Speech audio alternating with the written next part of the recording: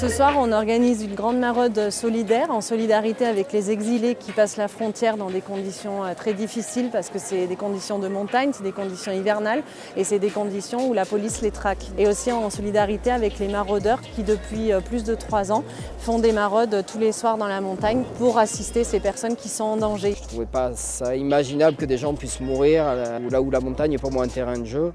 Ça consiste à se balader dans la montagne et de voir s'il y a du monde qui est là et qui a besoin d'aide. On essaye qu'il y ait du monde tous les soirs en montagne pour venir au secours des gens qui passent. On vient pour les aider et si possible pour les redescendre à Briançon au refuge solidaire où ils ont un repas chaud, un lit chaud qui les attend.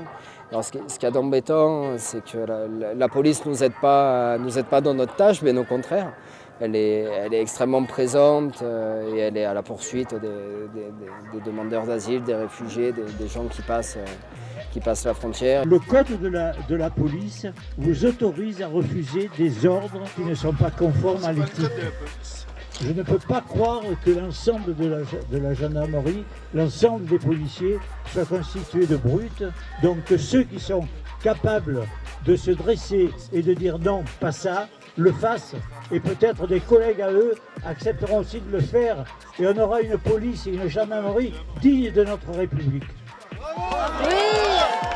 Toute personne a le droit de demander l'asile et tout mineur isolé a le droit d'être protégé. C'est un devoir de l'État aussi de les protéger, alors que ce n'est pas du tout ce qui est fait. Il y a des personnes qui sont locaux, qui font déjà des actions au quotidien, mais il y a aussi des personnes de toute la France qui viennent nous soutenir. On est là en soutien aux migrants, particulièrement à ceux qui franchissent le Mont Genève ou le col de l'Échelle et qui viennent d'Afrique, au risque de leur vie. Il y a beaucoup de gens bien là autour de nous.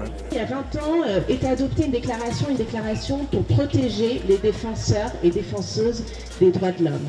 Avec une définition très simple qui dit que les défenseurs des droits de l'homme, ce sont les personnes qui, individuellement ou en association, œuvrent à la promotion et à la protection des droits de l'homme.